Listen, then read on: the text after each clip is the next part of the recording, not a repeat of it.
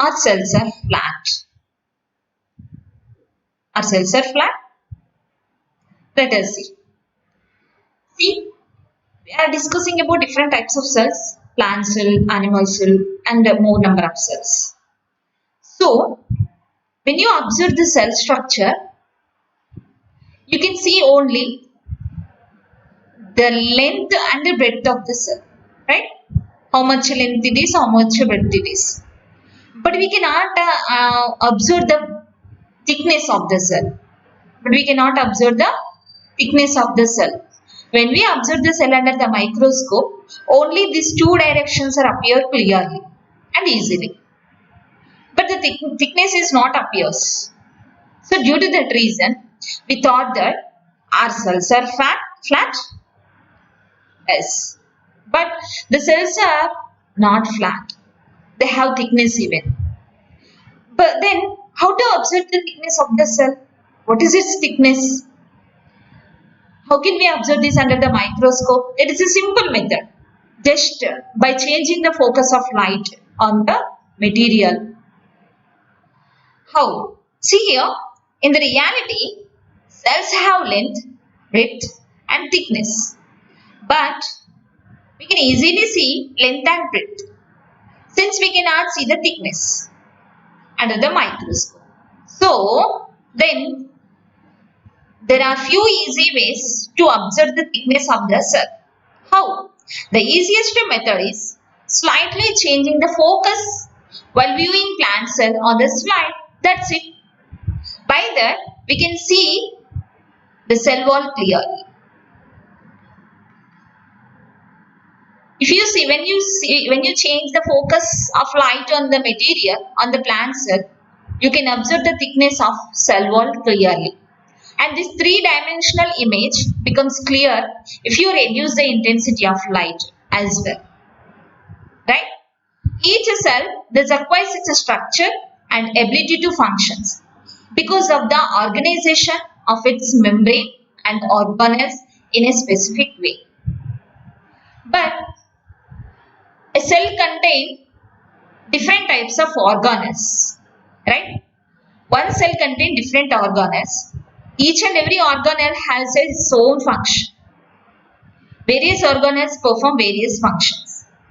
These all cells are put together, then formation of tissue, etc., etc. Finally, complete organisms will be composed.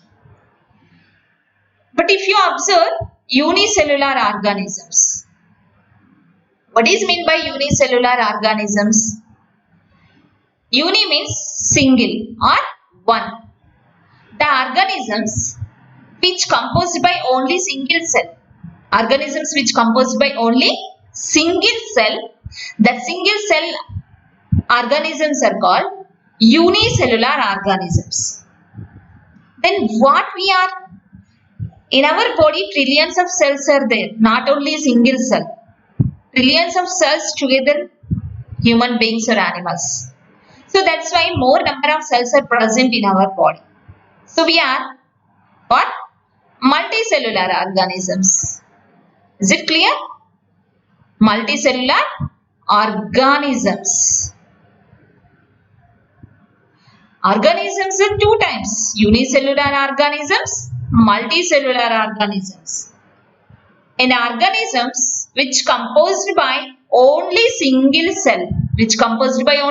single cell, that organisms are called unicellular organisms. Example, all microorganisms.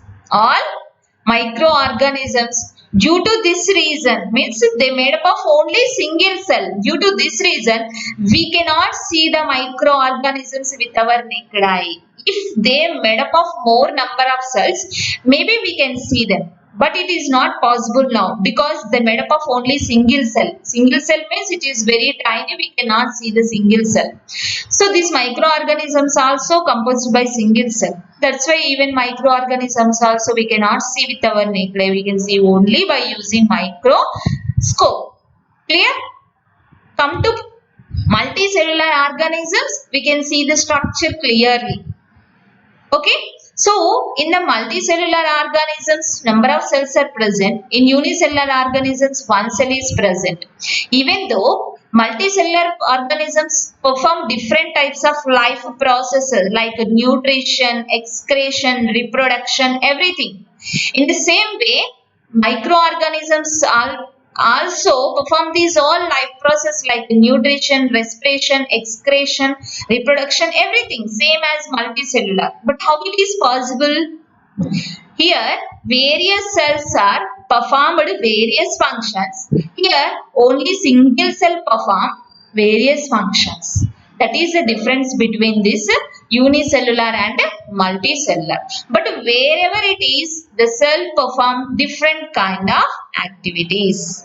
Cell will do different activities. Here you can see that clearly. In unicellular organisms, only single cell perform all activities. In multicell, various cells are perform various activities. Right? Then come to another topic. Where do cells come from? Where do cells come from? From where the cells are comes from? Where? From where they arised? Before that, we need to know about two scientists. They are Schleiden and Schwann.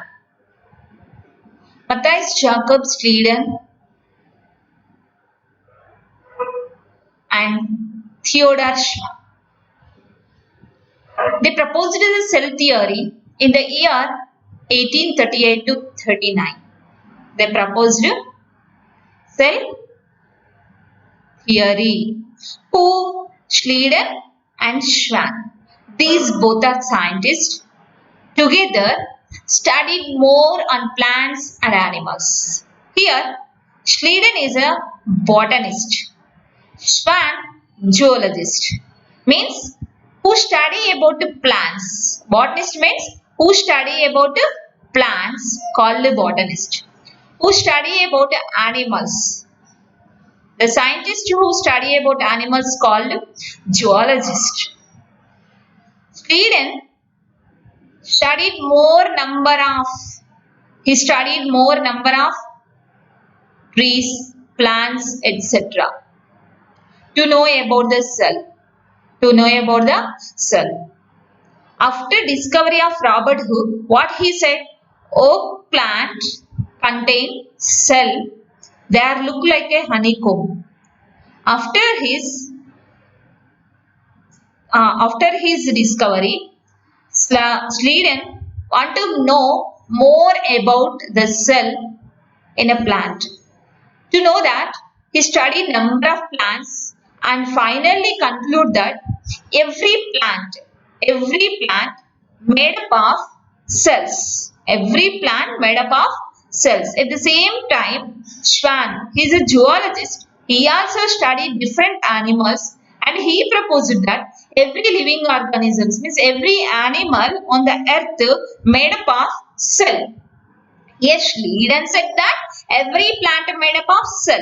Schwann said that every animal made up of cell. Then they both studies are same. So then they combine together and they form a theory. What is that? Cell theory. They proposed a theory. It is a cell theory. In this cell theory, they said that every living organism, that is whether it is plants or animals, every living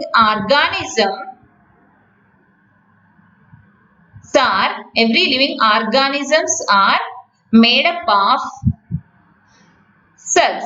Every living organisms are made up of cells, whether it is plants or animals. But they unable to explain how different cells comes from. They unable to explain. For example, in plants, no number of cells are present. In animals, more number of cells are present. For example, if you see, this is a small plant. It increases in its size. It's become a big tree. Right? What is this difference between these two? It is small, it is big. Right? Means it is increasing size. Why it is increasing its size? means the number of cells are increased. The number of cells are increased. For example, we thought here so and so. For example, 100 cells are present in baby plant. Here some lakhs of cells are present here. So due to this number of cells increased, the plant size also increased. But how the cells arised, how the number of cells are increased, how that 100 cells become lakhs, from where these cells are comes. Okay, where these cells are comes from, they are unable to explain. Just they explain every living organism is made up of cell, but they are unable to explain in their theory how the new cells are arised. How the new cells are arised, how the new cells are generated, they are unable to explain. At that time, the scientist who is Virchow, Rudolf Karl Virchow, he explained how the new cells are arised. How the new cells are arised? New cells are arised from the old cells. New cells are arised from the old cells, means from the pre-existing cells. New cells are arised from pre-existing cell by the process of cell division. By the process of cell division. See here, this is single cell. When the cell split into two, how many cells are formed here? Two cells. Means these two cells are arised from the old cell. Is nothing but pre-existing cell. Again, there is some more divisions that takes place here. Then there is a increasing its number of cells. Means that new cells are arised from the pre-existing cell. In this way, the number of cells are generated, or the new cells are generated from the pre-existing cell. This is cleared by the scientist Virchow. See here, in 1855, he explained that the new cells could be formed only by the division of the pre-existing cell. By the division of pre-existing cell. After dividing, it will become new cells. He modified the hypothesis of Schleiden and Schwann to give the cell theory a final shape. After modification, the cell theory as understood today, that is based on two cardinal principles. One, all living organisms are composed of cells and products of cells. Isn't it? Every living organism made up of cells itself and its products. Cells and its products. And all cells are arised from pre-existing cell. All cells are arised from pre-existing cell. In this way, the cell theory which is proposed by Schleiden and Schwann are modified by Rudolf Virchow, and finally he given a conclusion by these two principles. This is cell theory.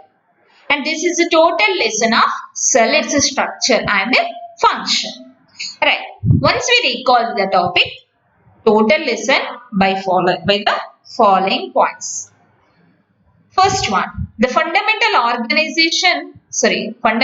organizational unit of life is cell. Cells are enclosed by plasma membrane composed of lipids and proteins. Plasma membrane is a selectively permeable membrane because it permits only selected substances through it. That's why this is called selectively permeable membrane. In plant cells, cell wall composed of cellulose is located outside the cell membrane. In a plant cell, two membranes are present, two layers are present over the cell. The outer membrane or outer layer is called cell wall. It is made up of cellulose, and inner membrane is called cell membrane.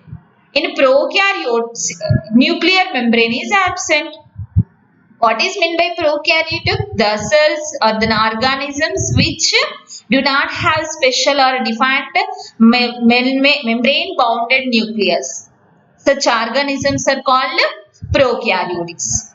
The endoplasmic reticulum functions both as passageway for intracellular transport and manufacturing surface. Right? Lysosomes are membrane-bound sac filled with digestive enzymes, which helps in protection of cell and which helps in destructing or digesting the waste or harmful materials or poisonous materials. The Golgi apparatus consists of stack of membranes bound vesicles that function in storage. The protein and lipids which are synthesized in endoplasmic reticulum are stored in the Golgi apparatus. After some modifications and packaging will be takes place. After some modification, they transfer or they send into different organelles which are inside the cell. Mitochondria are also known as powerhouse of the cell because which power is nothing but energy, which store energy in the form of ATP. This ATP energy supply to different organelles which are inside the cell for their function. That's why this is powerhouse of the cell. Three types of plastids are present in the cell: chromoplast, chloroplast, leucoplast.